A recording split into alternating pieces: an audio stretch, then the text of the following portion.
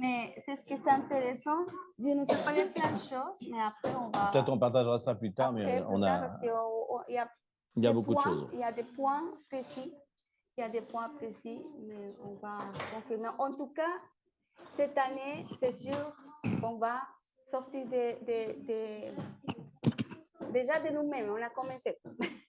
On a commencé vraiment. Après qu'on a laissé l'appartement, on a sorti et on a commencé à sortir de notre confort déjà. Donc, il faut bouger. Il y a tellement de choses que le Seigneur nous a parlé, nous a confirmé. Et c'est bon qu'on voit qu'il y a un mouvement. Il y aura un mouvement. On va sortir de nous-mêmes. On va bouger en tant que communauté aussi. C'est le moment comme de la résurrection. C'est le moment où on était cachés. Et maintenant, il faut sortir. Et avant d'entrer dans le truc, il y a une vision, enfin, en tout cas, une des visions qu'on a reçues et que d'autres avec qui on travaille ont reçu la même chose, c'était la vision d'une tortue. Ouais. Le lièvre et la tortue, vous savez. C'est un truc de La Fontaine qui s'est inspiré de Eschyle lui-même, d'ailleurs. Et donc, en fait, c'est ça, quoi, que c'est l'année de la persévérance, quoi. La tortue, elle va jusqu'au bout, mais elle fait pas... Autant le lièvre, c'est comme s'il avait des grands trucs d'un seul coup. Ah, la présence de Dieu, etc. Puis après, il ne fait plus rien. Et à la fin, finalement, on voit qu'il arrivera nulle part, parce que ce qu'il demande, la tortue, c'est vraiment la persévérance. Dans la fable originale, d'ailleurs, le lièvre ne court pas, il dort. Il dit non, j'ai le temps. Avance, moi je vais dormir. La Fontaine l'a transformé, on voit qu'il fait des occupations, mais il peut être des fois en train de dormir en disant j'ai bien le temps, c'est pas encore maintenant que Jésus va revenir, j'ai tout mon temps. Mais la tortue, elle est persévère, et ce qui est marrant, c'est qu'elle a une carapace, un peu comme Psaume 91, elle reste dans la protection de Dieu en permanence. D'ailleurs, plus elle vieillit, vous savez que la tortue, la carapace devient de plus en plus dure au fur et à mesure qu'il vieillit et de plus en plus grosse, quoi. Et Dieu nous a vraiment dit, c'est un truc de... En fait, j'avais fait un enseignement là-dessus, le mot persévérer dans la Bible, c'est extraordinaire, il est partout. Plus que de faire des choses, il dit de persévérer. Persévérer. D'ailleurs, il dit, Jésus, si tu persévères dans les petites choses, tu auras des grandes choses. Parce que c'est bien. D'ailleurs, on est souvent. On va en parler peut-être. D'ailleurs, le thème de l'enseignement, je vais vous le donner, on l'a appelé ça persévérant avec Dieu, mais à un niveau plus excellent, un niveau plus grand, quoi. Donc, c'est la direction pour cette année. Mais c'est ce qu'on dit, des fois, on entend, on est ébloui quand il y a un moment d'adoration, comme on va voir tout à l'heure, où la présence de Dieu va se manifester. Bien que des fois, il y a 2 heures d'adoration, il est là pendant 15 minutes, parce que c'est comme si on avait besoin de s'échauffer, etc. Mais on sait bien que le soir même, ou le lendemain matin, la présence de Dieu, on n'est déjà plus dedans. On est déjà lundi matin, les problèmes recommencent, on n'y est plus. Ou même, on est souvent ébloui quand les gens disent « Ah, quelqu'un s'est converti à Dieu, etc. » Pour nous, même quand on évangélise, on est tellement fort qu'il s'est converti. Mais ce qu'on veut voir, c'est qu'est-ce qui se passe 25 ans après. Où est la personne par rapport à ça? Ça, on est émerveillé. Donc la persévérance, c'est autre chose, parce que on peut se convertir et comme ça, quoi. Et puis 1 an après, les problèmes reviennent et c'est terminé. On aura donc ce qu'on dit un niveau plus excellent, quoi. Donc ce qu'on voulait dire, c'est que on voudrait que cette année, le peuple de Dieu, en tout cas nous, on rentre dans une persévérance, qu'on puisse dire dans 25 ans, ouais, je suis encore là. J'espère pas 25 ans, j'espère qu'il revient avant, mais bon. Mais en tout cas, bon, peu importe, on s'y prépare et que aussi la présence de Dieu, elle soit pas seulement le samedi matin ou le dimanche matin, mais que c'est quelque chose, on va voir ce que la parole le dit d'ailleurs, que c'est un truc de tous les jours, quoi, de persévérance. Et comment on peut rentrer là-dedans? C'est intéressant, on le sait bien, on veut tout ça, mais la question c'est toujours la même, mais comment je fais? Comment je fais pour ça? Et je me rappelle que 2020, à la fin de 2020... Partage tes visions. Oui, je partage ces visions parce que c'est intéressant. 2020, et en plus, d'ailleurs, j'ai parlé avec Alexandre à ce moment-là. Il y avait quelque chose dans l'église, je ne me rappelle plus, une célébration, on a fait tout. Et je crois que je le partageais. Il y avait un ange sur la porte. Il avait une mesure, comment c'est dit? Une barre à mesurer. Une barre à mesurer. Dans Apocalypse 11, il dit comme une verge, comme une barre à mesurer. Mesurer l'église. C'est ce qu'il fait dans Et là, quand je l'ai vu, je dis, bah, on est en train de prier, je ne sais pas en ce moment de partager quelque chose, et quand je le vois dans la porte, ça m'a fait, je ne sais pas comment vous dire ça, mais un peu la porte sainte, on peut dire. De dire, oh Seigneur, tu viens à mesurer, parce que déjà, j'ai vu ça en une église qui a fait ça, et je dis, waouh, bien la preuve pour l'église. Et la seule chose que ça vient dans ma tête, c'est l'épreuve, tu veux dire. L'épreuve, pardon. On dit souvent que c'est par l'épreuve qu'on a la preuve, qu'on est bien, on est bien avec Dieu. l'épreuve pour l'Église. J'y suis Je dis, passé. Seigneur, la seule chose que je demande, la même prière de Jésus, qu'il ne nous manque pas la foi. Amen. C'est la seule chose qui est dans ma tête. Parce que ça fait, je ne sais pas comment, on peut être assez, comment dire, ferme quand tu commences à nous mesurer. Et ce n'est pas simplement pour nous, sinon je voyais vraiment que le Seigneur a commencé à faire pour plein d'églises, pour son église en fait. Et son église, c'est chacun de nous. Donc là, évidemment, il y a tellement d'événements qui s'est passé dans cette année. C'est à la fin de 2020, donc c'est le 21, au début de 2021, il y avait plein de choses qui s'est passées. Et en plus, bon, c'est une année d'épreuve pour 21, chacun 22, de hein. nous, pour tous. Non, c'est au début de l'année, pardon, de 2020. Après, c'est le 2021, etc. Et décembre, quand je priais, Seigneur, bon, c'est beaucoup de questions que je demande, Seigneur, et bon, alors. Et après, ce que j'ai vu. Tu priais pour la congrégation à ce moment-là. Et je priais pour la congrégation, j'ai dit, Seigneur. Alors, et je voyais le fil à plomb. Le fil à plomb. Venez comme ça. Je dis, OK. Et c'est bizarre parce qu'on est en train de faire la cuisine. Et le monsieur qui a fait la cuisine, il a mis ce fil à plomb et dans un endroit. Et je dis, ah, c'est marrant parce que c'est juste le main que j'ai eu la vision. Et quand je voyais ça, je dis, oh Seigneur, qu'est-ce que tu es en train de faire? Ah. Je te cache. Ah, pardon, parce que je suis plus con. Physiquement, pas spirituellement. Je en train de demander au Seigneur. Et là, c'est venu le verset. Et c'est Amos. Tu l'as là? Bien sûr. Je ne la trouve pas. Amos 7. Amos 7. 7 à 8. Ouais, Amos 7, 7 à 8 dit « Puis il m'a montré une autre vision, et j'ai vu le Seigneur debout à côté d'un mur qui avait été construit à l'aide d'un fil à plomb. » Donc, il était bien droit. J'utilisais le fil à plomb pour voir s'il était encore droit. Alors, le Seigneur m'a dit « Amos, qu'est-ce que tu vois ?» Un fil à plomb. Qu'est-ce que tu vois? Amos, je l'appelle Amos des fois. Amour, Amos, pareil. Amos, qu'est-ce que tu vois? Un fil à plomb, a-t-il. Et j'ai répondu. Et le Seigneur répondit, je mettrai le fil à plomb au milieu de mon peuple et je ne lui pardonnerai plus ses fautes. Aïe. Aïe. Mais c'est ça ce qu'on est en train de parler. Seigneur, toujours il y a la peur d'avoir peur de passer pour le feu. Mais c'est bien. Finalement, c'est bien. En Corinthiens 3, 12, 14 parle justement que quand on passe pour le feu, on est trouvé pour le feu, on traverse le feu de Dieu. Qu'est-ce qu'on va voir? Tous les œuvres de nous sont éclaircies. En fait. Il dit, le feu révélera, l'épreuve du feu indiquera ce que valait l'œuvre de chacun. Comment est-ce qu'on a construit? Comment est-ce qu'on a construit finalement? Mais en tout cas, mes amis, c'est ce que le Seigneur nous a dit, l'Église continue à être éprouvée. Pourquoi? Parce que Dieu nous aime tellement, et ce n'est pas nous, hein, je parle de son Église en général. Elle va continuer, et on pense que c'est le jugement de l'Église. Non, au contraire, c'est le moment que Dieu nous aime tellement, que Dieu vraiment, elle voulait s'établir comme le roi, comme le Seigneur, comme on a parlé tout à l'heure. On essaye Seigneur, tu dis quoi? Ben, je dis plein de choses, mais vous ne faites rien. Et c'est la vérité, c'est notre vérité. Et pas de faire, sinon d'être. On peut faire plein de choses. Ouf, on est vraiment expert. Désolé, mais c'est vrai. On voit des églises magnifiques, remplies de gens. Amen, j'ai reçu le Seigneur. Waouh, 500 000 sont venus au Seigneur. Mais où sont? Une semaine après, déjà, ils ne sont plus là. C'est ça notre responsabilité. Et le Seigneur vraiment a dit, c'est mon église. Le problème, c'est que nous, en tant que pasteurs, on se met aussi. Et des leaders, on prend la place de Dieu. C'est notre église, notre administration. On va faire face à... Non, Dieu, ce qu'il dit, tu dis quoi, Seigneur? Et là, c'est une confrontation. Et Dieu nous a parlé de ça. Dieu vraiment va mettre en nous la crainte de Dieu.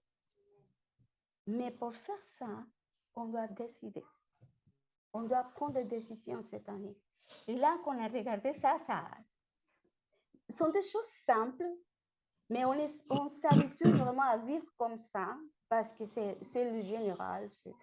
C'est la grâce du Seigneur. Alors, c'est un peu exagéré, les choses. Non, non, parce que la seule façon, vraiment, de confronter ces générations qu'on a vues sur la route, qu'on voit tous les jours, parce que c'est tous les jours. Cette semaine, on a parlé d'une patiente de Domi, elle était bien et d'un coup, elle est sur la route, elle est dans la route. Elle est perdue. Comment est-ce qu'on va sauver? Avec des paroles? Non, ça non. C'est une vérité de la foi que des fois, on est dans la faiblesse. Justement, on est dans la faiblesse. Mais Dieu nous donne la grâce et la miséricorde pour nous faire réveiller, pour marcher ce que Dieu dit qu'on fasse. S'il le dit, tellement des fois, c'est parce qu'on peut le faire. Mais on passe à côté parce qu'on dit, oh, c'est religieux, c'est exagéré. On peut un petit peu, mais non. C'est pas d'un petit peu. Et on est habitué à un petit peu. Mais le Seigneur a donné tout. Et je pense que tous les disciples, les apôtres sont réussis parce qu'ils sont vraiment radicaux. C'est ça la victoire des apôtres après que Jésus est parti et qu'on a vu l'Église vraiment briller. C'est le début en fait. C'est ce que justement, ils sont tellement radicaux et tellement radicaux, pardon. Ils sont tellement, comment dire, avoir la crainte du Seigneur, tellement que même de dire des mensonges, ça fait pas parce que c'est passé, il le voyait, chaque chose qui s'est passée, mais nous sommes des mensonges blancs. Donc c'est ça. Et là, je pense que c'est une invitation du Saint-Esprit avec son amour. C'est une invitation à marcher comme Dieu veut, comme lui le besoin finalement pour faire vraiment amener la présence, la vraie présence. Et radical, ça veut dire retourner aux racines. Donc, la racine, c'est Jésus. C'est le fondement. Mais ce que je voulais dire aussi, c'est qu'on parle tous du rémanent. C'est ce qu'il dit après. On veut tous faire partie du rémanent. Mais le rémanent, en fait, c'est ce qui reste. Donc, comment ça peut rester s'il n'y a pas de tri, quoi? C'est un peu quand on fait du caramel, il y a beaucoup d'eau dessus, puis à la fin, il ne reste plus qu'un tout petit truc. Mais c'est ce qu'on veut, on n'a pas envie ni de l'eau ni du sucre, on a envie du caramel. Et c'est vrai que 2020, 2021, les 3 dernières années, ceci qu'on a eu, on a vu vraiment l'Église être vraiment... C'était comme un premier tri, quoi. Il y a déjà eu un premier tri quand même. Et on voit en ce moment beaucoup d'églises qui s'effondrent, vraiment, en fin d'année, là. Et d'autres qui apparaissent de nulle part, mais très différentes, quoi. Et je pense que l'année qui vient, les 3 années qui viennent, ça va être maintenant la filtration. Il y a eu un premier tri, déjà, ça a été bien trié. On commence déjà par le truc. Et là, maintenant, il va filtrer, d'ailleurs. Guimel, c'est l'année 3, donc Guimel, c'est 3, c'est le chameau, c'est la provision. Tout le monde pense à la provision, mais on oublie que la provision, elle ne rentre que par la porte étroite. C'est les deux, en fait, c'est évident. On dit, je veux la provision, mais pour avoir la provision, c'est comme si Dieu allait faire passer l'Église dans un entonnoir maintenant. Maintenant qu'il a filtré le plus gros, il va commencer à filtrer, mais plus fin, quoi. Ça va être plus subtil maintenant, la filtration. Mais d'ailleurs, c'est l'expression où il dit ça, que c'est plus facile à un chameau, c'est parce que dans les portes, il y avait toujours une petite porte pour rentrer, donc le chameau venait avec toutes ses provisions. Il fallait ensuite enlever toutes les provisions du chameau, sinon ça ne passait pas, et le chameau devait se mettre à genoux pour passer dans la porte. Et c'est vrai, c'est comme ça que ça se passait. Donc, ça veut dire ça, le chemin étroit, ça veut dire qu'il faut déjà enlever tout ce qu'on a reçu déjà, pour le rendre à Dieu, et ensuite seulement nous-mêmes, et seulement après, on reçoit la provision à nouveau, et de nouveau, le chameau reprend la provision, peut rentrer dans la ville protégée. Donc, c'était particulièrement vrai à la porte dorée, puisqu'il y avait un trou particulier qui s'appelait le trou du chameau. C'est ça pour dire qu'on rentre dans cette année où on ne doit pas avoir peur de l'épreuve, justement, parce que si on est ferme, on ne sera pas... à la limite, c'est ce qu'il est dit dans les derniers temps, où tout va être remué, puisqu'on arrive dans les derniers temps, il faut déjà faire tomber tout ce qui est ébranlable, quoi. Tout de suite, c'est mieux de le faire maintenant. On est dans un temps de préparation. Comme ça, quand on va arriver au moment des trucs fermes, on s'en moque, on sera déjà inébranlable, il n'y a plus rien à faire tomber. Je vais te secouer, il n'y a plus rien. Désolé, j'ai déjà tout rendu. Donc voilà. Donc tout ça pour dire que il va y avoir beaucoup de confusion, beaucoup de tempêtes, beaucoup d'épreuves. Mais les nations aussi, comment on dit, la méchanceté, la tempête va augmenter. Les nations, on verra plus en plus vraiment des choses dans les nations, que si on ne comprend pas vraiment comment est-ce que Dieu bouge, le temps de Dieu, on va rentrer dans la confusion. Parce que dit, bah, Dieu est où? Tu es où, Seigneur? Mais pourquoi tu interviens dans ce sujet? Qu'est-ce qui se passe? Pourquoi les pauvres? Plein de questions, parce qu'on ne connaît pas vraiment l'histoire de la parole. Mais on sait, on a parlé ça, on demande cette semaine, on demande la paix pour le monde. Non, si on demande la paix, ça veut dire qu'il y aura les signatures de la paix, et on va l'avoir, c'est sûr. Donc on dit, par l'antéchrist, mais c'est l'antéchrist.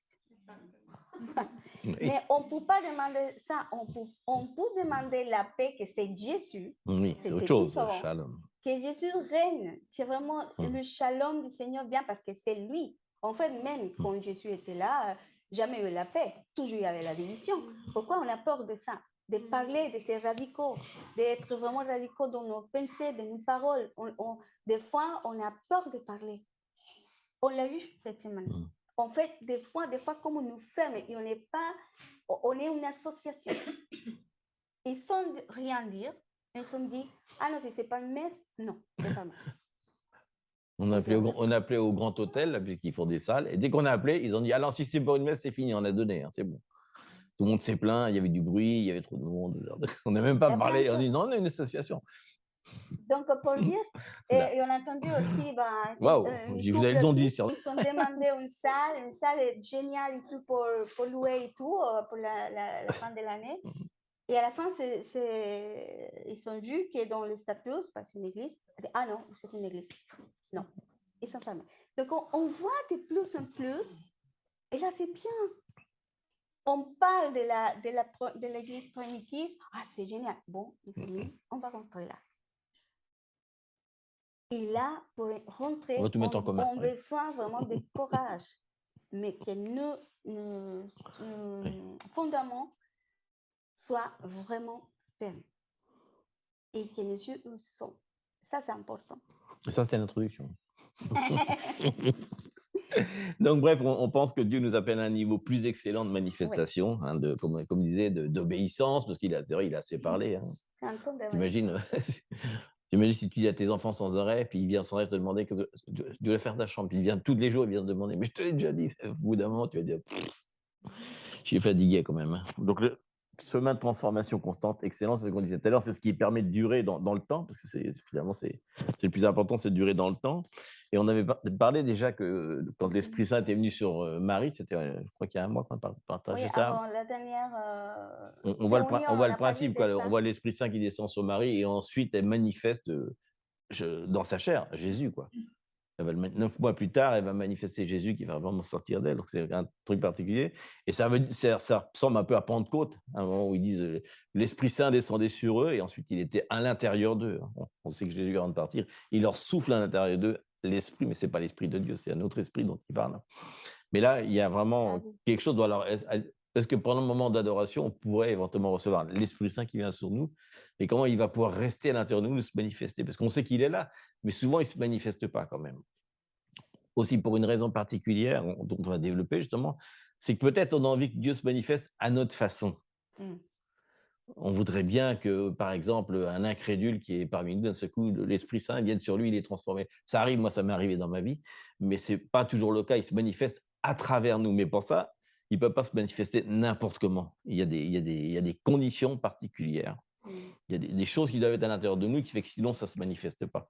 On en a souvent parlé, mais c'est vrai que même pour les adorateurs, il y a besoin d'une certaine sainteté parce que ce qu'on transmet, c'est l'esprit qui est en nous. S'il est mélangé, des fois, il peut y avoir des choses particulières. Mais bon, la grâce de Dieu fait que, heureusement, il lutte contre ça. Mais bon, malgré tout, il y a un besoin. Et c'est vrai que on va parler un peu de la génération Z. Et quand on regarde cette génération Z, tous les titres le montrent, ils disent qu'il y a 80% de dépression dans cette génération. 80%, mais vraiment, réellement, hein, de dépression et de perte ils ne savent vraiment pas où ils vont. Voilà, c'est presque 90%. Je vous donnerai les articles scientifiques qu'ils ont publiés là-dedans, c'est incroyable. Quoi. Il y a vraiment, quand ils vont arriver au moment de quand ils vont arriver, pas au pouvoir, mais au niveau du travail, c'est terrible. Et selon les pays, c'est de plus en pire. Par exemple, au Japon, c'est terrible. Là, on en a qui ne savent même pas taper sur un ordinateur, ni écrire, quoi. Ni l'un ni l'autre, ils savent que dessiner ou faire passer des trucs. Ils n'ont pas appris, quoi. Clairement, ils ne savent pas taper. Donc, c'est un gros problème en ce moment pour l'industrie parce que malheureusement, il y a des claviers, il faut taper, mais ils ne savent pas, ils ne reconnaissent pas les lettres. Donc c'est un gros problème. Mais voilà. Donc il y a deux conditions. Enfin, deux conditions. En fait, on va peut-être les dire, non? Mm. En tout cas, il y a David, dans 2 psaumes, il commence par ça, c'est le psaume 15 et le psaume 24. Et les 2 commencent un peu pareil. Ils disent Seigneur, qui peut être reçu dans ton temple, qui peut habiter sur ta montagne sainte. Ça, c'est le 15. Donc, il pose la question. Et on voit qu'il ne pose pas la question à l'homme, il pose la question à Dieu. Il dit Dieu, quelles sont les conditions pour que moi, il parle de lui, il parle de tout le monde, mais qui va pouvoir être, qui peut arriver dans ton temple et dans ta montagne sainte, c'est-à-dire qui peut être en fait en permanence dans ta présence. Et psaume 24:3, il dit aussi pareil, qui pourra monter sur la montagne du Seigneur, qui pourra se tenir dans son temple saint. Donc on va voir justement qu'il donne quelques, on allait dire, ces fameuses conditions qui font qu'on peut y être, mais y rester, quoi. Parce que le but, c'est d'y demeurer. C'est comme il dit, qu'il demeure, qu'on est mort là. Donc, et on voit que justement, on va le lire peut-être directement. Oui. Donc, il en donne quelques-uns. Alors, on pourrait diviser presque en 10 conseils qu'il donne, mais enfin, on les a regroupés en 5 parce que en fait, c'est globalement, il y en a 5. Quoi. Il dit alors, il donne les réponses. Il dit qui peut faire ça, Seigneur? Il dit celui qui marche dans l'intégrité. Alors, ça serait un à la limite. Celui qui marche dans l'intégrité, pratique la justice et dit ce qu'il pense vraiment, qui ne calomnie pas avec sa langue, qui ne fait pas de mal à son semblable, qui ne jette pas le déshonneur sur son prochain et qui regarde avec répulsion l'homme au comportement méprisable, mais honore ceux qui craignent l'Éternel, qui ne se rétracte pas s'il a fait un serment, n'exige pas d'intérêt de son argent et n'accepte pas de don contre l'innocent. Celui qui se conduit ainsi ne sera jamais ébranlé. C'est-à-dire que toutes ces conditions-là remplies font qu'on peut demeurer dans le lieu saint et qu'on peut être comme le vaisseau par lequel Dieu peut se manifester, quoi. Donc on voit que justement dans la génération où on est maintenant, l'Église veut sans arrêt la présence de Dieu. Je veux ta présence, il y a une rivière qui coule ici, je veux voir ta face, comme on chantait d'ailleurs. Mais elle ne veut pas la sainteté. Mais tout ça, sauf la sainteté. Parce que ça, ce qu'on parle, c'est de la sainteté, quelque part. Et on voit que David, je vais développer un tout petit peu rapidement quand même, ce qu'il dit là, en fait, il donne des principes qui sont dans le reste de la parole de Dieu, aussi bien dans l'Ancien Testament que dans le Nouveau Testament, d'ailleurs. Comme s'il l'annonçait, d'ailleurs. Je développe un peu, si tu veux. Oui. Alors, la première chose qu'il dit, je vais le reprendre quand même ici, il dit « Celui qui marche dans l'intégrité pratique la justice ».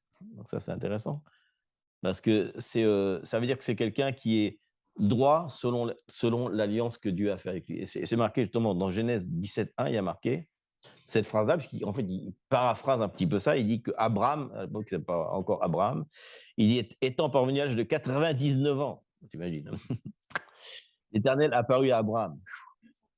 C'est tard. Hein. Si on compare par rapport à l'époque qu'elle est vive, c'est comme s'il nous apparaissait à 70 ans, un truc comme ça. Quoi. Il lui a dit, je suis le Dieu Tout-Puissant. Il dit, marche devant ma face, ce qu'on va dire tout à l'heure, hein, mais sois intègre. Sois intègre. Il parle de justice. Et le mot qu'ils utilisent, c'est tamayin. En fait, c'est un mot très particulier parce qu'il y a taf, la croix, et les eaux paisibles. C'est marrant ça. Tamayin. Et le mot, ça veut dire en fait plus que intègre, ça veut dire aussi, ça veut dire sincère, ça veut dire aussi complet. Il y a le sens de complet. C'est-à-dire que d'un seul coup, on est complet. C'est-à-dire que, en fait, sa relation, elle est droite, quoi. Elle est intègre, ça. C'est-à-dire qu'il bifurque pas, quoi. C'est-à-dire que, en gros, ce qu'il prétend être, il l'est vraiment, quoi. Il ne dit pas je suis chrétien, mais en fait, il n'est pas chrétien, quoi. J'ai une alliance avec Dieu, mais je ne la respecte pas, quoi. Je suis marié, mais je suis infidèle, quoi. Donc, c'est un peu ça, quoi. Donc, il donne ça, et c'est pas facile parce que ça parle dans le spirituel et ça parle dans le matériel aussi, bien sûr. Mais spirituellement, oui, il est vraiment ce qu'il prétend être, quoi. Il n'est pas double. Parce que ce qu'on disait, finalement, la sainteté, qu'est-ce que c'est? C'est ce qu'on fait quand les autres ne nous voient pas. C'est là qu'on est vraiment. Sinon, on est toujours très saint, n'est-ce pas? Moi, je suis le saint, quand je vais me coucher, je suis saint, je suis au lit. Là, au lit. Très saint. Donc, bref, dans son cœur, alors complet, ça veut dire que dans son cœur, parce qu'il parle du cœur, il est sincère, c'est-à-dire que dans son cœur, il y a un seul morceau. Hein? D'ailleurs, la parole être pas fidèle en hébreu, ils disent leb, leb. Ils disent cœur, cœur. Le mot, c'est cœur, cœur. C'est marrant. C'est comme s'il avait deux cœurs, hein. Il dit ça pour la tribu de Zébulon. C'était un peuple qui n'était pas leb, leb. Il avait un seul cœur, quoi. La tribu de Zébulon, c'était ça. C'est marrant qu'ils aient manqué ça. Ils ont déjà vu que ne pas être sincère, c'est comme si on avait deux cœurs. Deux cœurs séparés. Et là, c'est ce qu'il dit, justement. Donc, ça veut dire que, comme il dit avec Nathanaël dans Jean 1,47, il dit, voici un Israélite dans lequel je ne trouve aucune fraude. Et le mot qu'il utilise, c'est encore tamayin, c'est dans lequel je vois vraiment qu'il est parfait, qu'il est vraiment ce qu'il veut être, sa religion, parce qu'à l'époque, c'est comme ça que ça s'appelait, il la pratiquait vraiment, quoi. Ce qu'il lisait dans la Torah, il le mettait en pratique, quoi. Donc c'est fort, il a vu ça, quoi.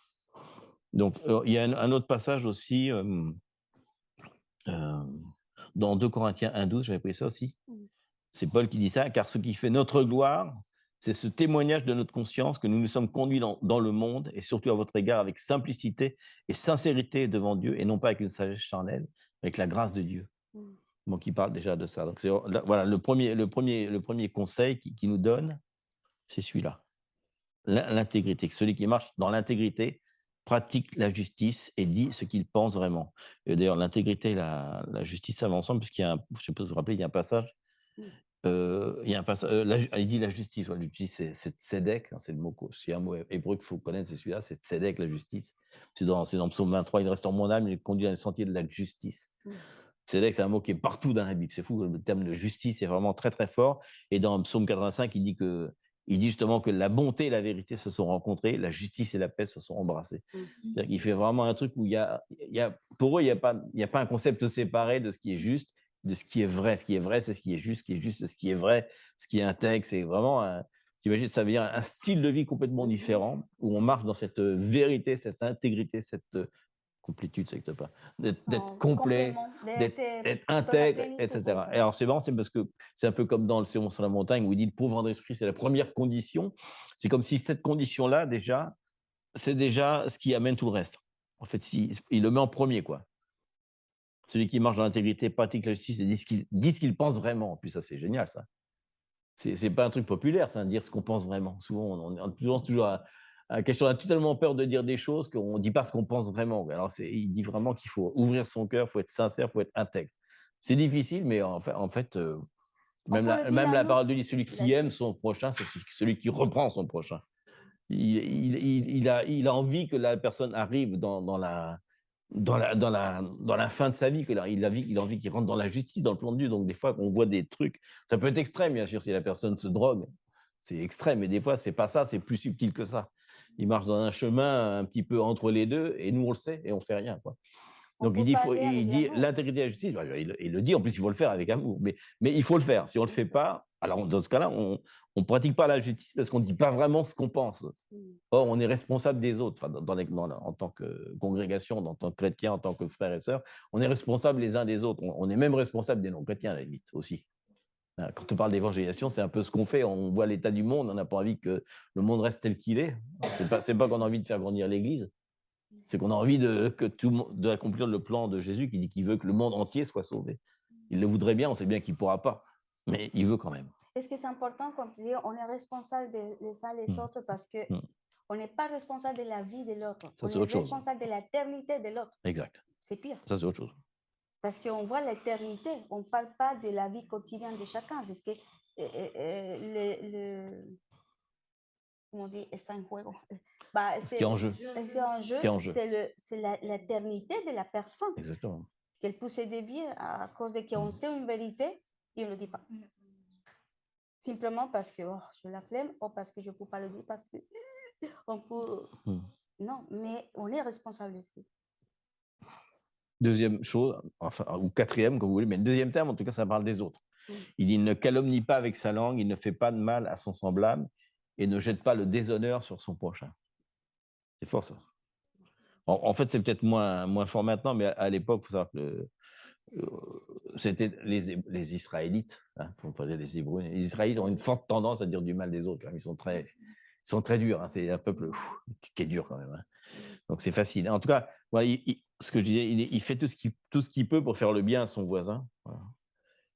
Bon, donc, comme on dit, il est prudent de ne pas dire du mal ou d'écrire, parce qu'on parle beaucoup de parler. À l'époque, c'était très parlé. Maintenant, on peut l'écrire. On peut aller sur Facebook, écrire n'importe quoi sur n'importe qui. Même des gens. Quand on parle du voisin, ça peut être n'importe qui. C'est facile d'aller sur un site internet et de dire oui, Macron, on doit prier pour ces. Mais c'est déjà une façon. Macron, c'est notre voisin, je suis désolé. Hein. C'est notre autorité aussi. C'est de dire. C'est pas notre intérêt de vouloir calomnier, de vouloir répandre de ça. Voilà. Il est particulièrement attentif à la réputation. Ça veut dire que quand il entend quelque chose par rapport à. S'il entend un truc qui ne se complaît pas dans la présence, il le dit, la présence du méchant, c'est-à-dire qu'il va tendance à penser tout le bien, quoi, à essayer de protéger la réputation. En tout cas, si quelque chose arrive dans sa connaissance, même si c'est vrai, ça peut être vrai, des fois on peut avoir des trucs, la rumeur s'arrête là, quoi. Il est le dernier rempart, il ne va pas la propager, quoi. Même s'il pense en effet, peut-être à la limite, ce qu'il va faire, il va dire, bon, ok, je vais aller confronter mon voisin, je vais lui parler parce que j'ai appris quelque chose qui est vrai, et je le savais peut-être déjà, mais il ne va pas le répandre, quoi. Il va être le dernier maillon par lequel ça va passer. Et c'est marqué dans 1 Pierre 4,8, il dit, ayez tous, et avant tout, il dit ça, par-dessus tout, ayez les uns pour les autres une ardente charité, car la charité couvre une multitude des péchés. Alors, quand il dit qu'il couvre, ça ne veut pas dire qu'il le dissimule.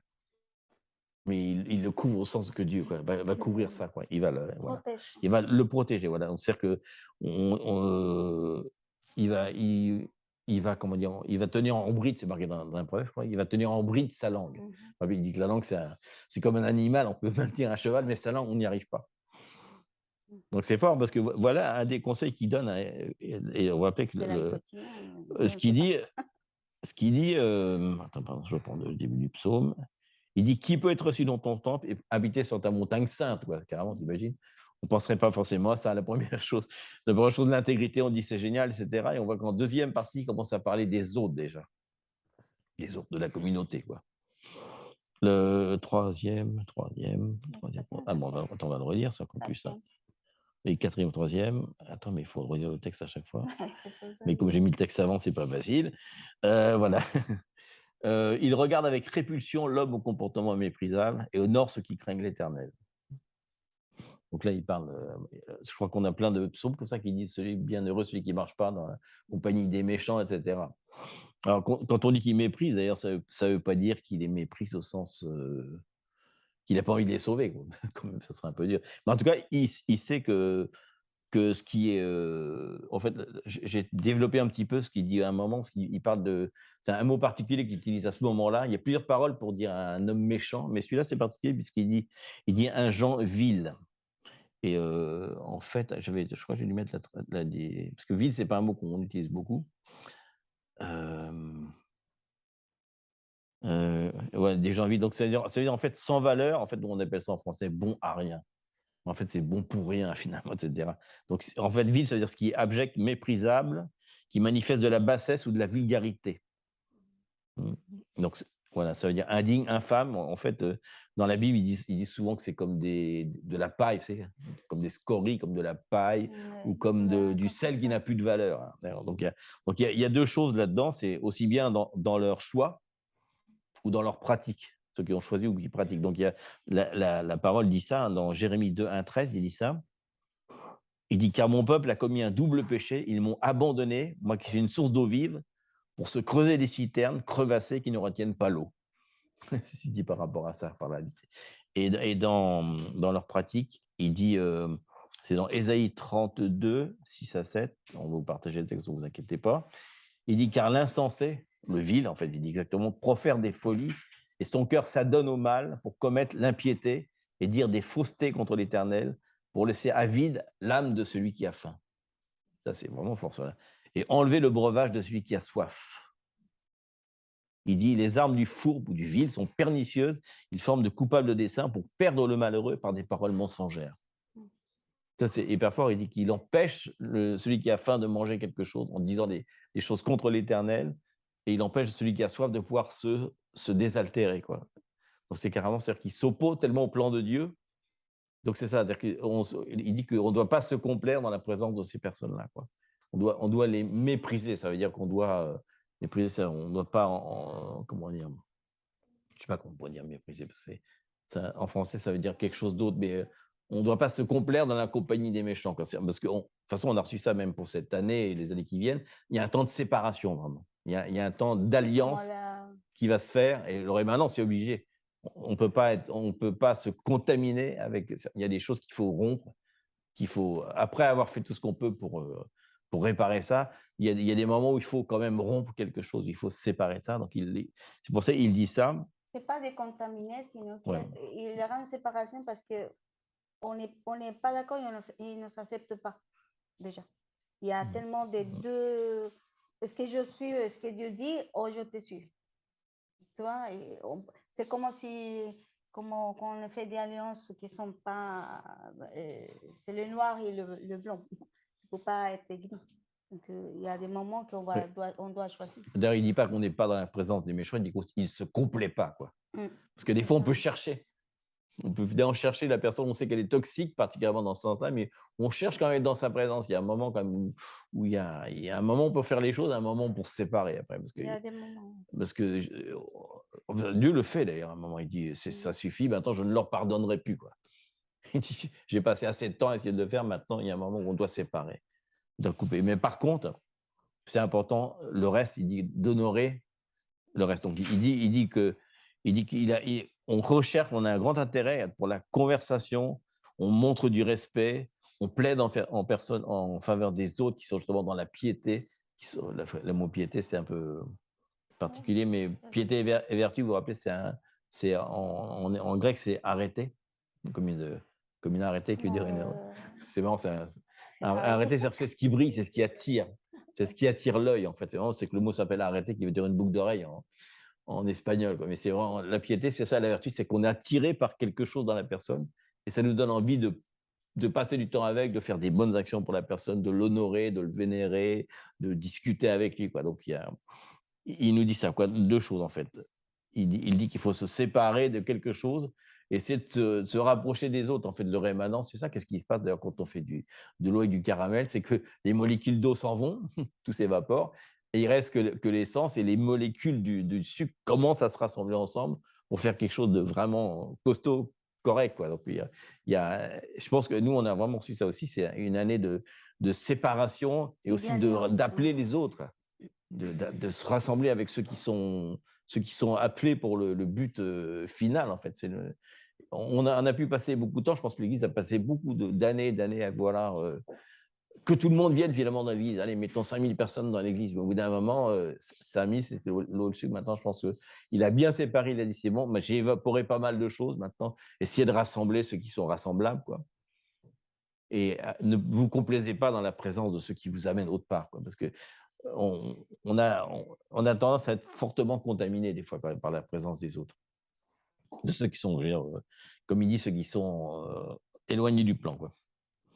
Et oui, attention parce que c'est possible que l'expression s'écoute pas bien. Oui. Ça veut dire qu'il faut évidemment qu'on parle des alliances dans le même cœur, ce qu'on parle.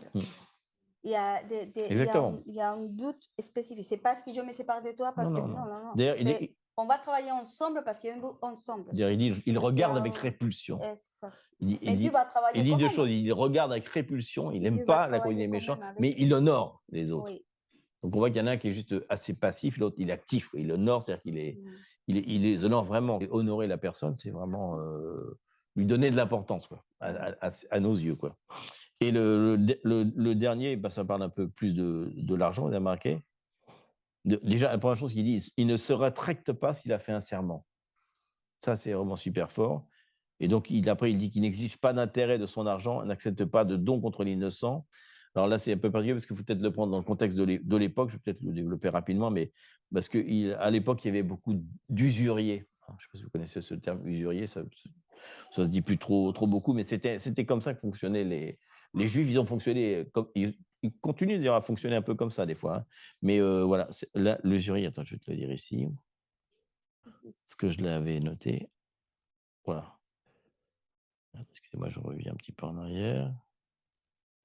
Voilà, l'usure, c'est ça, la définition de l'usure, c'est peu utilisé maintenant. C'est demander parce que les Hébreux étaient spécialistes dans l'argent. Rothschild a commencé comme ça, d'ailleurs, par l'argent. Il a continué d'ailleurs à faire les pièces, à faire les billets et à faire des échanges. Donc, ça veut dire un taux d'intérêt abusif. Il dit c'est obtenu d'un capital qui est prêté ou d'une marchandise qui est vendue à crédit au-dessus du taux qui est fixé par la loi. Parce qu'à l'époque, il y avait des lois fixaient des taux quand même. C'est dans Lévitique, hein, d'ailleurs. Et voilà, après, ils ont commencé à prêter à des taux exorbitants, quoi. Les gens avaient tellement besoin d'argent, mais il fallait qu'ils s'endettaient tellement, quoi. Donc, c'est ce qu'on appelle l'usure. C'est-à-dire qu'il dit ça. Donc, il dit celui qui n'augmente pas sa richesse par des pratiques injustes, quoi. C'est-à-dire que, voilà, qu'au niveau du prêt, c'est-à-dire que par rapport aux gens qui sont dans le besoin, il va facilement donner ou prêter, d'ailleurs, ça s'appelle la loi de la justice, hein, dans Lévitique, c'est-à-dire que celui qui est très riche doit donner une partie de sa fortune gratuitement aux malheureux, aux indigents, ce qu'a fait Rothschild aussi après, d'ailleurs, c'est la loi hébraïque, hein, on doit, chaque année, à un moment précis du Yom Kippour, les gens donnent quelque chose aux pauvres pendant un mois, je crois, un truc comme ça, pour, voilà. Donc, c'est ça, quoi, l'usure. Et l'autre, alors, ce qui parle, ça, c'est l'extorsion, même si ce n'est pas une violation de la loi de prêter quelque chose, hein, on peut prêter de l'argent aussi, on peut demander un loyer pour une maison, c'est la même chose, ce n'est pas une violation de la loi, mais c'est l'excès, quoi. Et l'autre, c'est la corruption, hein, parce que pour remettre dans le contexte, là, c'est une époque de justice, c'est-à-dire qu'il ne prend pas de récompense contre les innocents. C'est quand il y avait un procès, que la personne était déclarée innocente, on pouvait recevoir par corruption. La personne payait en dessous de la table, donc c'est pour ça qu'il dit ça. Nous, ça nous paraît un petit peu loin dans nos préoccupations.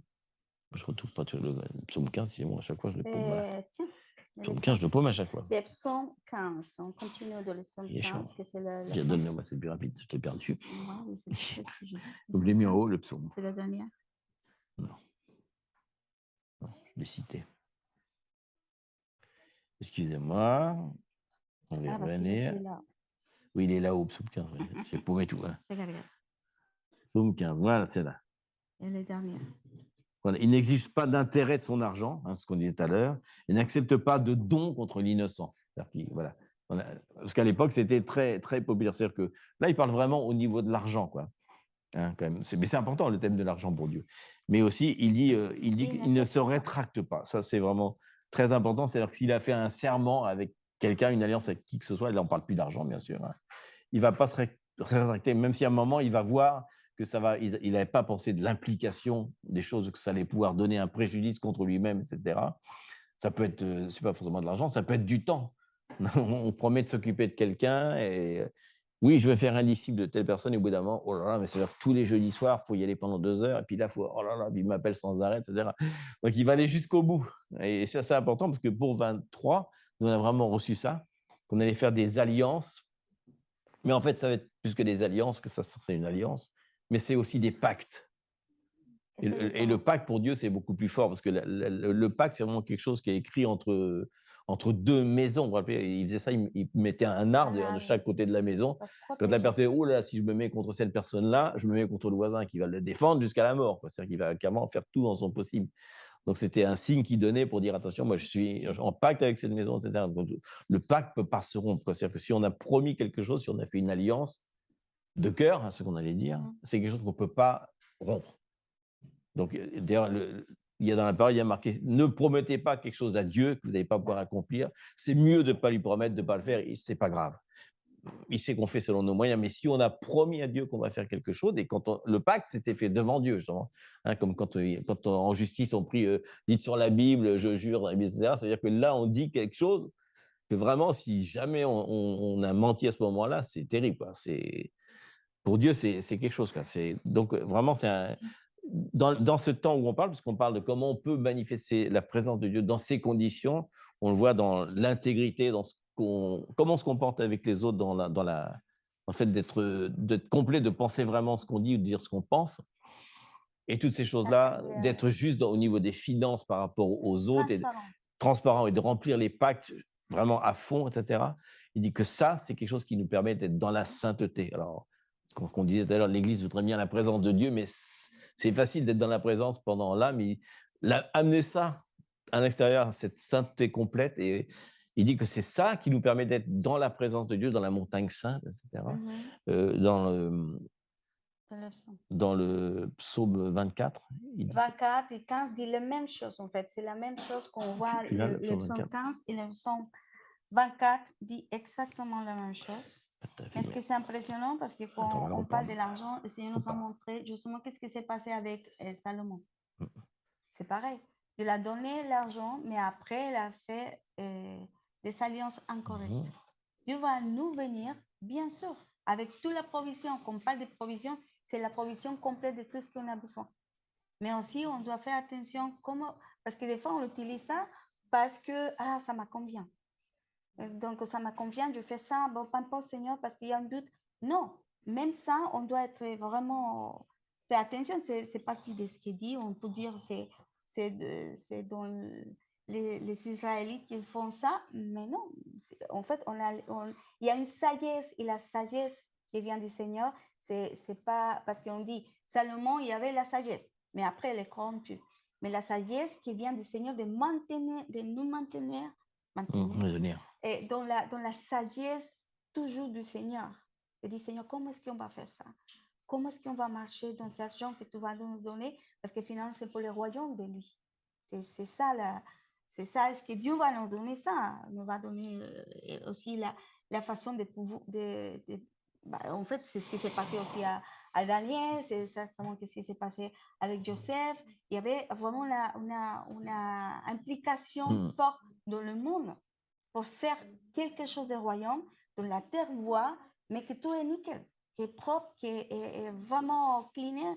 Et dit, bon, là, l'argent est clair, tout est transparent, pas la vérité, il n'y a aucune chose cachée, le corps est ouvert. Et là, c'est tellement beau. Et le que Dieu va vraiment, c'est ça la manifestation du Seigneur. Il faut quand même rajouter par rapport à 24, mais 24 complète un petit peu, parce qu'il dit celui qui a les mains, ça complète un peu ce qu'on vient de dire en fait. Il dit celui qui a les mains innocentes et le cœur pur. Encore la même chose.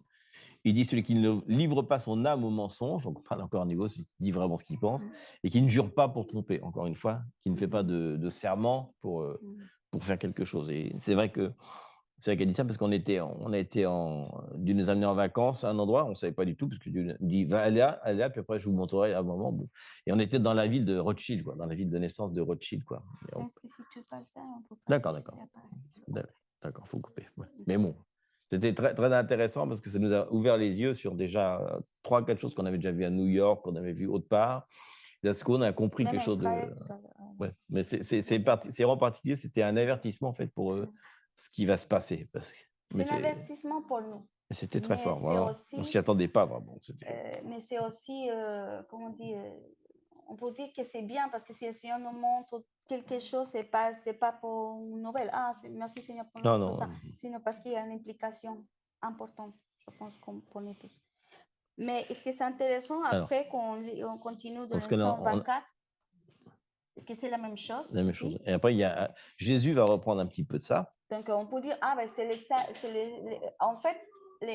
psalmistes, on peut dire, les psalmistes parlent de la souveraineté de Dieu. Ça veut dire, parce qu'au début, parce que c'est intéressant, on voit le psaume 24, au début, il a dit, Dieu est souverain. Il a fait toutes les choses. Il est l'Éternel. Et il a fait la terre, le monde, il a fait tout ce qui appartient avec les habitants, tout. Donc, ça veut dire, lui est souverain. Donc, tout ce qu'il va dire, comme on le dit, il va le faire. Et nous, donc ça veut dire que c'est à sa façon. C'est ses conditions. C'est la condition. C'est pour ça qu'il dit à Dieu, Dieu, quelles sont tes conditions pour que je puisse être dans ta présence? Donc là, il a dit, quelles sont les miennes? Non. Je fais ce que je veux à ma façon. Et nous, on essaye de faire, Seigneur, de donner le bras de Dieu pour que Dieu fasse ce que nous voulons faire. Oui, c'est comme... Et là, des fois, il n'y a pas la compréhension parce qu'il dit, mais Seigneur, tu es où? Seigneur, je demande, je prie, je fais ça, blablabla, toutes les choses, mais tu ne réponds pas. Est-ce que c'est à ma façon, à ta façon? Et quand on commence à comprendre que c'est la façon de Dieu, comment Dieu va faire les choses, on s'y aligne. Mon cœur s'y aligne à lui, donc on voit des réponses. Et c'est simple. Mais nous, comme on est tort tout le temps. Ouais. Pas têtu, pardon, on est têtu tout le temps. Donc, on essaye toujours de dire, Seigneur, de faire des négociations du Exactement. Seigneur, Non, avec le Seigneur. on peut, Seigneur, oui. oui. On parle des trucs extrêmes pour simplifier. Ah, oui. On pourrait dire, par exemple, oui, Seigneur, apparaît à mon voisin qui soit transformé, etc. Ou à telle personne, elle me fatigue, transforme-la, s'il te plaît. Je leur dis, non, ma façon, c'est pas comme ça. Je vais déjà rentrer en toi avec toutes ces conditions-là. C'est à travers toi que je vais le faire. Je pourrais le faire, mais c'est pas le truc. Il n'a pas dit ça. Il a dit qu'il va nous utiliser comme ses mains, ses pieds, etc. Mais il dit, mais ça marche pas, j'ai essayé. Ah oui, mais regarde, est-ce que tu remplis ces conditions-là? Donc déjà, il y a plein de conditions. Alors seulement, on peut être dans la présence, on peut être là, vraiment, ce qu'on reçoit au culte, on le porte avec nous, quoi. C'est-à-dire que, vraiment, hein, c'est-à-dire que vraiment, quand on arrive à cette espèce de sainteté, on a des exemples de gens qui convertissent des gens sans même les toucher, quoi. Parce que leur attitude fait que ça change quand même l'attitude de la personne, de toute façon. Fait que les gens, mais c'est sa façon, quoi. Son terme, c'est ça, quoi. Et c'est vrai qu'on a toujours tendance à dire, mais Seigneur, où es-tu? Pourquoi? Et en fait, la réponse du Seigneur, elle est pour Adam et Ève, pour Caïn et Abel. Il dit, où es-tu? On dit toujours, Seigneur, où es-tu? Et il dit, mais toi, où es-tu? Tu es où, toi? Le Seigneur, il est toujours là, mais il dit à Adam et Ève, il sait qu'ils ont péché, mais la première question qu'il leur dit, où es-tu? Parce qu'il ouvre la porte à la repentance. Il dit, où es-tu dans ta vie, quoi? Et à Caïn et Abel, où est ton frère? Je sais très bien où il est, son frère, il l'a déjà tué. Mais il l'appelle à la repentance et on voit d'ailleurs que il va éviter, en fait, oui, et on voit que bon, Adam va accuser Dieu, après il va accuser Ève, et Ève va accuser Adam. Et donc finalement, comme il n'y a pas eu cette repentance, eh bien, ok. Alors dans ce cas-là, je ferme le jardin d'Éden, tu ne pourras plus y rentrer, tu rentreras plus tard, mais hop, on est parti d'un autre truc. Et Caïn et Abel, pareil, on voit que Caïn, il ne va pas se repentir, et toute sa génération, toute sa génération, pendant plusieurs générations, on voit qu'il va, d'ailleurs, il va y avoir les forgerons, il va y avoir les marchands, etc. Il y a tout un truc jusqu'à ce qu'apparaisse un rédempteur qui va être David, mais il va se passer un long temps à cause du fait qu'il n'a pas répondu à où es-tu. Donc souvent, le Seigneur lui dit où es-tu, où en es-tu aussi.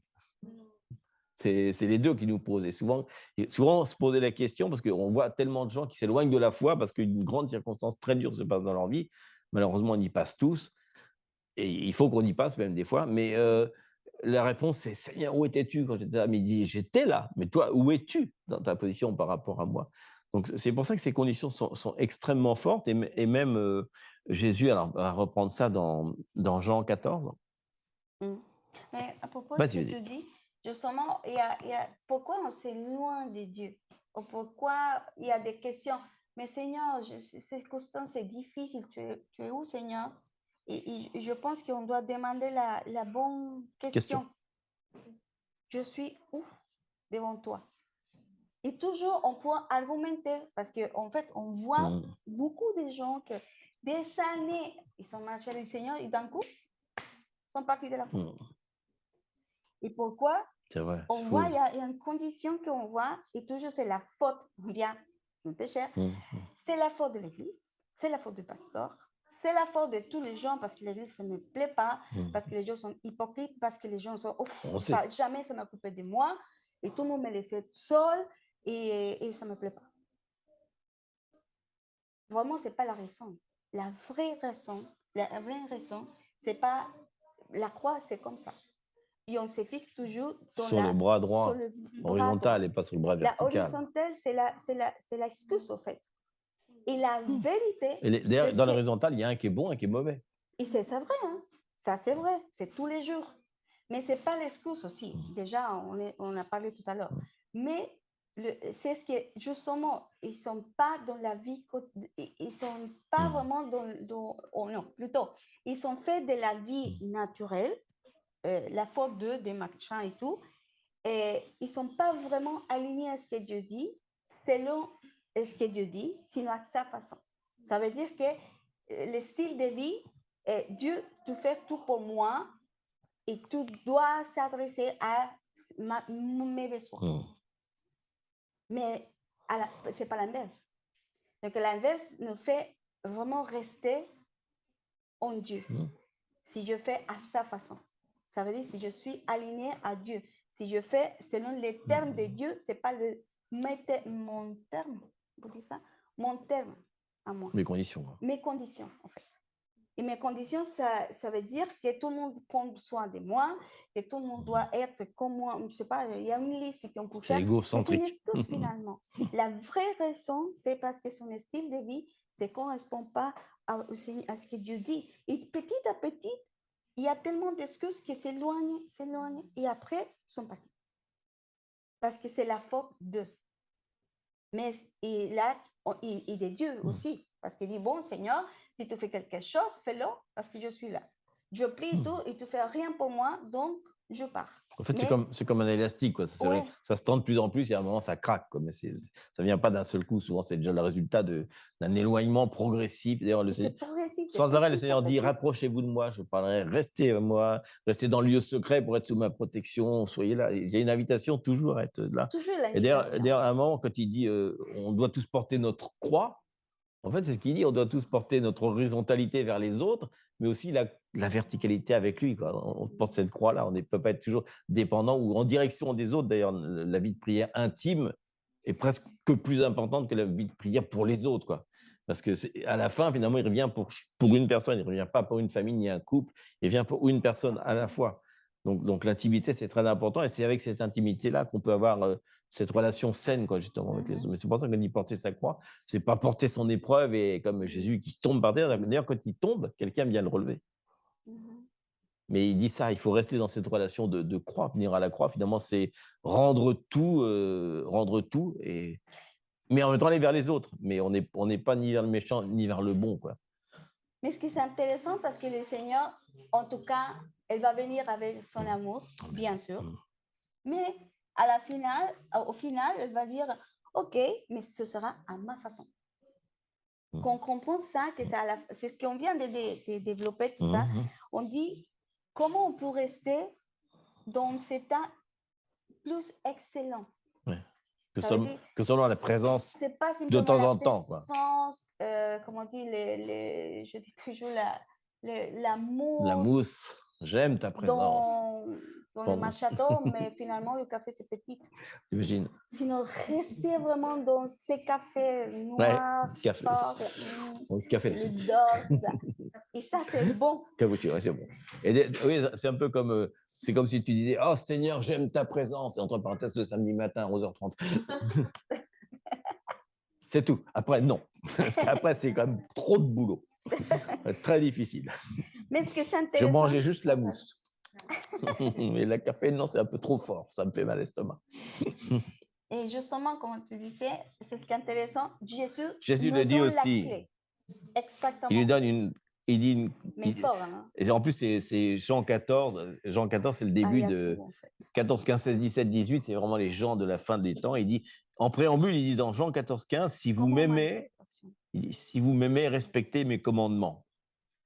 Et il dit après en 14, 23 pour compléter, si quelqu'un m'aime, donc il respecte mes commandements, il garde ma parole et mon Père l'aimera et nous viendrons vers lui et nous établirons domicile chez lui. Donc voilà ce qu'il dit, domicile, c'est tabernacle, il ne dit pas le mot tabernacle parce que là il dit maison. Hein. Mais bon, quand il dit maison, il va vivre avec nous. D'ailleurs, il dit que quand il s'en va, l'esprit de Dieu, donc l'esprit de son Père, vient en nous, quoi. Donc, il dit bien, c'est l'Esprit de Dieu, ce n'est pas l'Esprit de Jésus. Jésus, il est assis dans les lieux célestes.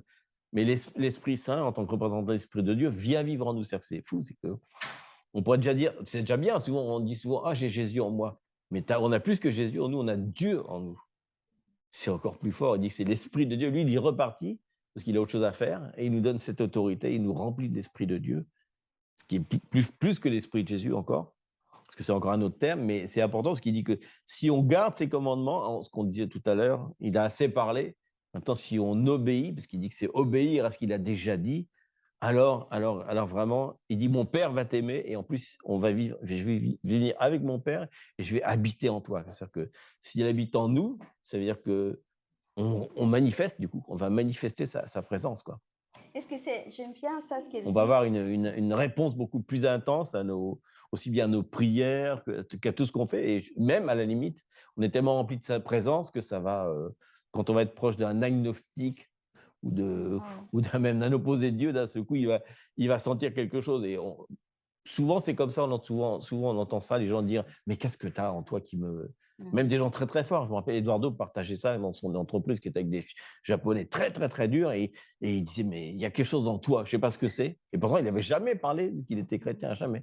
Le seul fait, c'est il dit, mais il y a un truc en toi qui, chaque fois qu'il se passe quelque chose de mal, toi, tu es dans la tranquillité, dans la paix, tu donnes des bons conseils. Tu vas pas, on est tous ensemble en train de boire et tu dis pas de mal du patron. Qu'est-ce que c'est que ça? On est là pour dire du mal du patron. C'est là, pour ça qu'on se réunit pour boire. Non, jamais un mot. Ça, c'est quelque chose, parce que du coup, ça devient un style de vie, donc une attitude, une altitude même, qui fait que ça, donc si on veut vraiment manifester, en fait, à la limite, cette présence qu'on va vivre ici, c'est juste la conséquence de ce qu'on a déjà vécu toute l'année. C'est ce qu'on disait souvent, le culte, l'adoration, en fait, on vient amener chacun ce qu'on a fait brûler chez nous, et on vient juste le brûler ensemble. Mais si chez nous, ça n'a pas déjà brûlé, ça n'a pas un gros intérêt parce que ça va s'arrêter aussitôt. Mais par contre, c'est des moments de confortation, d'augmentation d'un espèce de feu, mais de quelque chose qu'on vit déjà à l'extérieur parce qu'on est déjà dans cette attitude qu'on a vue là de Psaume 15, Psaume 24, Jean 14. On est déjà dans une transformation de sainteté. Bien sûr, c'est un processus, hein, on le dit à chaque fois.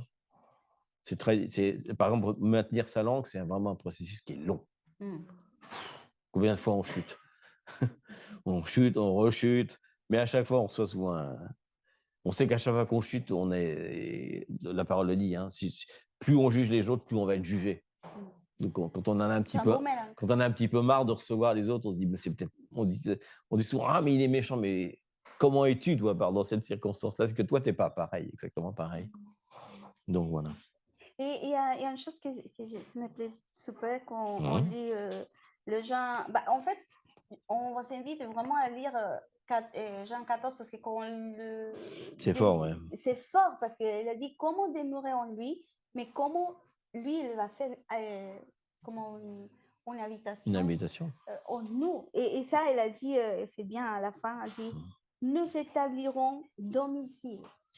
Domicile, oui, j'aime bien. Domicile. Il ne dit pas tabernacle, il ne parle pas de religion, il parle de domicile. Waouh, ça, je le trouve très, très fort. Donc, on sait qu'il habite en moi, mais il va rester. Voilà. Pourquoi? Parce qu'il y a tous les ambiances. Il aime la décoration. Il aime la décoration. Ah, il reste parce que le Seigneur jamais elle va partir, elle ne parle pas de nous, mais on va le laisser habiter. On va le laisser s'exprimer, justement, de s'exprimer dans nous, donc le reflet de ce que lui, il est en nous. Et là, je trouve que c'est intéressant. En tout cas, on sait que là, c'est vraiment une promesse pour nous. C'est le davar du Seigneur. C'est une promesse pour nous, même si c'est difficile. Il y a des choses qui ont lu, et c'est ce que la parole dit, mais c'est de dire déjà, notre corps ouvert, de dire, Seigneur, je suis d'accord avec ça. Et aide-nous à travailler. Aide-nous à travailler selon ta volonté. Aide-nous à marcher ce que tu nous dis dans la parole. Que ces paroles vraiment rentrent en nous. C'est notre prière. C'est vraiment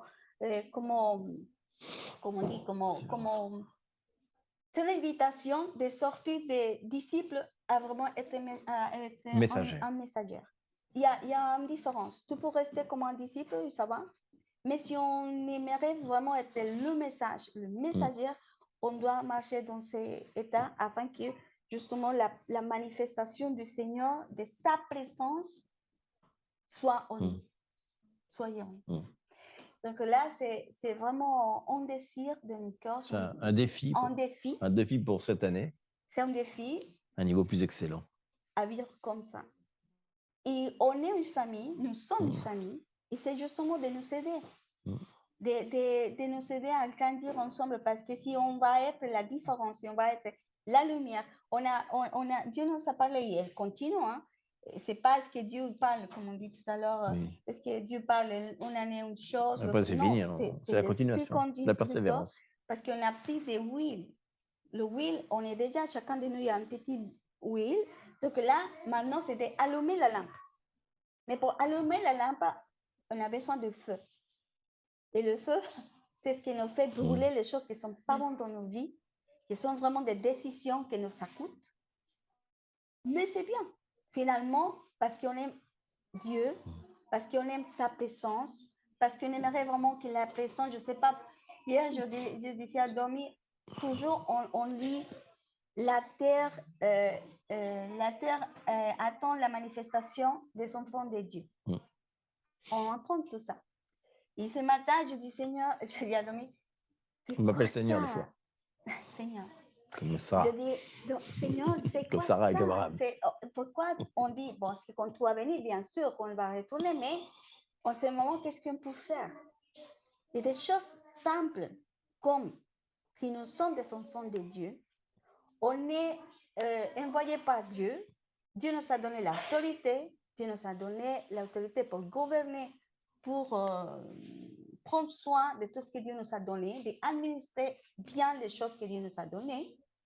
Déjà, la terre nous appartient parce que c'est le Seigneur qui lui est le chef de la terre, bien sûr, mais nous sommes aussi collaborés avec lui pour prendre soin de la terre.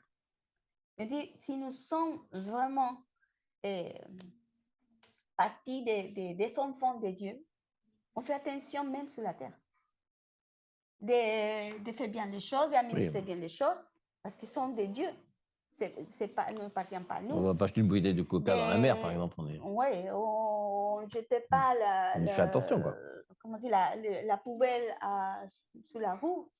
Des choses simples de la vie quotidienne qui montrent vraiment que nous sommes des enfants de Dieu et la terre répond. Devenir la terre, par exemple. On a parlé de ça quand on commence à maudire la terre, la nation, le pays, l'appartement, les quartiers, tout ça. Même la terre le dit au début de Genèse, la terre te vomit. Ça veut dire qu'elle te rejette. Et elle dit non. Et donc, il y a des gens qui arrivent à un territoire nouveau et ils commencent à dire ah non, mais ça ne me plaît pas. La culture, les gens sont fous, blablabla. Il y a tellement de choses, des arguments. Et la même terre qu'on va faire quelque chose dans le pays, tout se fait. Pourquoi? Parce que la terre te rejette de la même façon que tu parles. Pourquoi? Parce que la terre écoute. À qui? À les enfants. L'enfant de Dieu, bien sûr. Parce que on a l'autorité, mais le problème, c'est qu'on n'est pas conscient tellement de ce qui nous sommes. Et ça, c'est partie de la royauté et d'être un vrai sacerdoce.